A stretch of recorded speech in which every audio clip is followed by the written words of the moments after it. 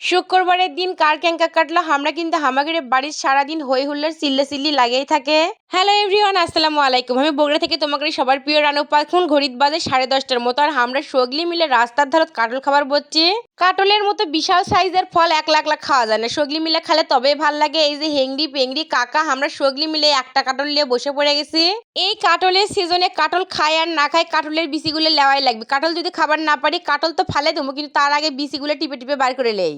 কাটল টাটল খাওয়া দাওয়া পর্ব শেষ করছে আর আমাদের বাড়িতে গেলে দুইটা সরাট, একটা হচ্ছে রাস্তার ধারে আর একটা হচ্ছে আমাদের বাড়ির মধ্যে। আমরা বাড়ির মধ্যে যখন শুতে থাকি বসে থাকি তখন এই সরাটের উপরেই থাকি।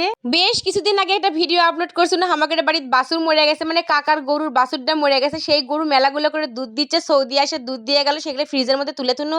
আর আমার রিয়ান সবকিছুতে এমন মাস্তানি করবে মনে হয় উই সব পারে। গাছ তুটিছিলাম গেলে আমি আমগুলা পারার জন্য, না উই মাস্তানি, উই বলে আজকে আম পারবি, সেই ঝামেলা লাগাছে।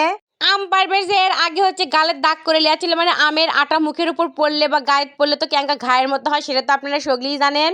কিন্তু আমার এই গুণধর ভেটা কোনো কথাই শুনবি না। আর আমগুলোর সাইজ দেখেন, একটা আম মনে হয় 1 কেজিরও উপরে হবে, এত বড় বড় আম। আমগুলো বড় বড় হলেও এ আমের দোষের শেষ নেই। এ আম কাঁচা অবস্থায় খাওয়া লাগে, এত মিষ্টি এত টেস্ট। কিন্তু যদি আপনি আমগুলা পাকার জন্য থুয়ে দেন তাহলে আমের ভিতরে পোকা দেয়। যাই হোক, এই যে দুটো আমের মধ্যে বড় আমটা আমি সৌদিয়াক দিয়ে আসনো। সৌদিয়াক আম দিয়ে এদিকে দেখি কাকি আন্দন তুলে দিছে। কাকি আজকে বাটা মাছ দিয়ে শাক দিয়ে রান্দি চার, রাতের বেলা কল্লার ঝোল করছিল, সেই কল্লার ঝোল কেউ খায়নি, সেগুলো আবার ভাজা লিচে এত মুসমুসা করে ভাজিছে। ওইদিকে কাকির আন্দন দেখে আসে দেখি মা ওইদিকে আন্দন তুলে দিছে। এই জায়গাতে হচ্ছে আজকে সিলভার মাছ দিয়ে হাতের মাকেই ভুনা ভুনা আর কি ঝোলের মতো করবি মাছগুলা। আজকে শুক্রবারের আন্দনগুলো এত মজা একটা আত্মা শান্তি করা খাবার, এমন কেউ নাই যা এগুলো পছন্দ করে না। সিলভার মাছের পেটি ভুনা হচ্ছে আর এইদিকে হচ্ছে মা পটল ভাজার জন্য পটলগুলো কাটা লিছে, সাথে হচ্ছে চাল কুমড়ার ডাটাও আছে, শাকও আছে।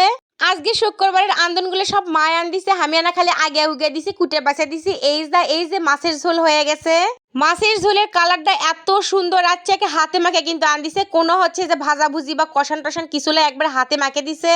ওই যে নিচে না আগে কোনো আমের হচ্ছে বিশাল দোষ পাকার জন্য থুসুনে যে দাগ হয়ে গেছে। এই আমগুলো এত মিষ্টি, তারপরেও আমি হচ্ছে যে কাশিম বানাচ্ছি, কাশিম বানিয়ে দিয়ে খাচ্ছি। আমগুলো পাকলে এনাও মজা লাগে না, অথচ কাঁচা অবস্থায় এত মিষ্টি আর এত টেস্ট যে বলে বোঝানোর মতো না। চাল কুমড়ার পাতা আর এই যে ডগাগুলো হচ্ছে সিদ্ধ করে নিচ্ছে। কে কেঙ্গা করে আপনারা চাল কুমড়ার ভাজি খান জানি না, কিন্তু আমরা কিন্তু যে কোনো শাকে আগে সিদ্ধ করে নেই, তারপরে আবার ভাজি। একদিকে চাল কুমড়ার ভাজি হচ্ছে আর একদিকে হচ্ছে ঢেঁড়স ভাজি হচ্ছে, এরই মধ্যে আমি ভাতগুলো ঢেলে নিনো।